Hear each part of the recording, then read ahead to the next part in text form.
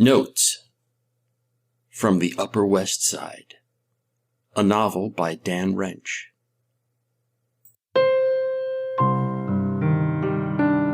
Chapter 66, The Newbie School.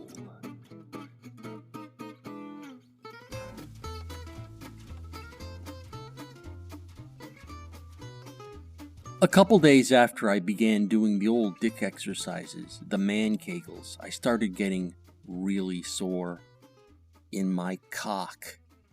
And the day after I started experiencing that glorious sensation, the whole rest of my body got sore, deadly sore, like I was made of paper mache and some giant stepped on me and did that grindy thing with his heel.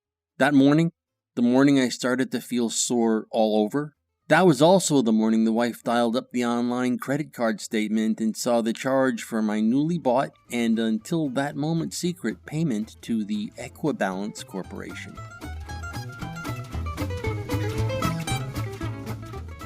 At exactly the moment she did that, and completely by accident, I was staring at the computer screen over her shoulder, and when I saw the gym charge scroll into view, I sort of froze. I was afraid to breathe for a sec. She calmly put Sammy down on the floor. Oh yeah, she had Sammy in her lap, and stood up without looking at me.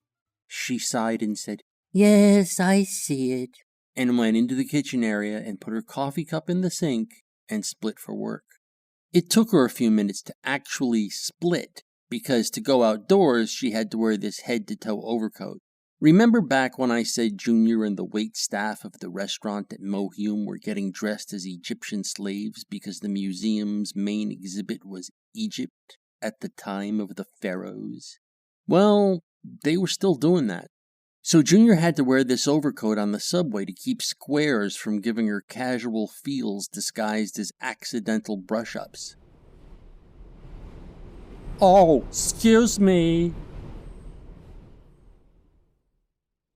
But once she was all covered, she strolled out wordlessly and locked the door behind her. Sam let her footsteps fade in the outer hallway. Then he jumped up in the chair she'd been sitting in and stared at the monitor with the credit card stuff still on it. "What did she see, Daddy?" he asked. Lists of stuff," I said. I calmly logged off the online account and dialed up the Disney homepage before he could get his fingers on the keyboard.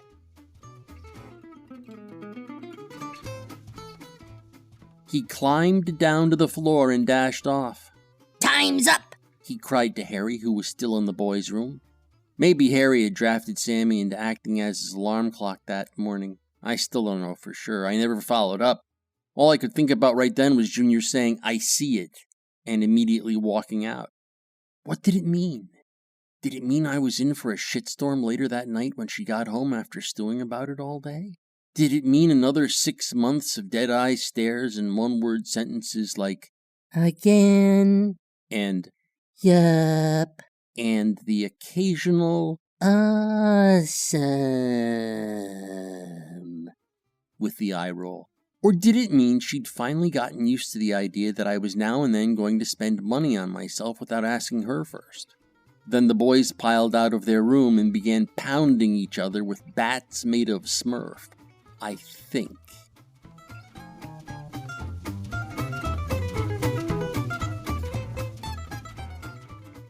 See, in my memory of those days and many days before, I don't actually picture the boys in any specific place in the apartment. I picture them flashing through the entire three-dimensional space like subatomic particles in a jittery wave. So I let them vibrate like that for maybe 10 minutes, then I made them put on their pants and took them to school.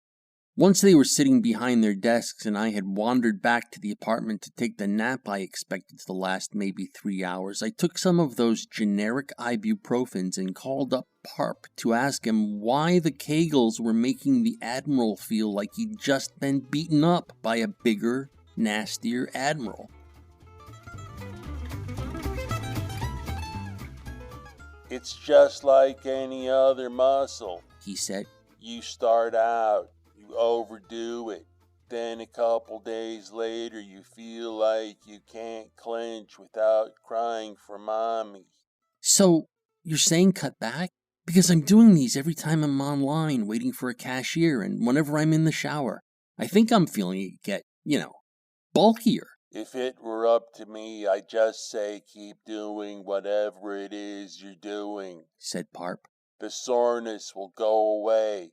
Keep on going no matter how much it hurts, even after you think you've got results. Don't worry about that, I said. I'm committed. I was serious. The soreness from my shoulders to my biceps to my dick to my legs, all of that was saying, Paulie, this is change. Can you feel it? Fuck yeah.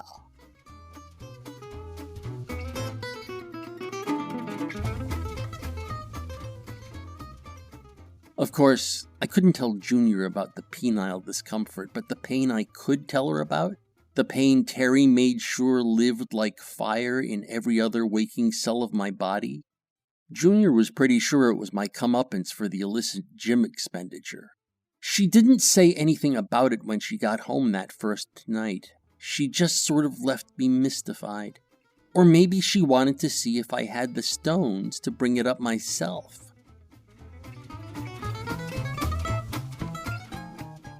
But the very next morning when I was struggling to pull on my shirt, she said, I guess this marks the end of your commitment to physical fitness. Why?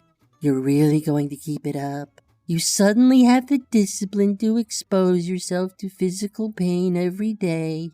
Yes, I said like a man. I suddenly do. Well, I'm going to start taking classes at the Newbie School, she announced. I've already signed up. You're going to have to take Sam and Harry on your day off. What? Wait. You joined a gym, I joined a school. Sounds fair to me, she said. She started bustling around the bedroom and I think looking for her purse. As soon as she found it, she stomped down the hall to the boys' room to look in and say goodbye for a split second while I wandered out to the living room to lie down on the sofa. Then she left the boys' door open and stomped her way to the front door. It slammed and she was gone. Hey, I thought, where's the slave girl costume?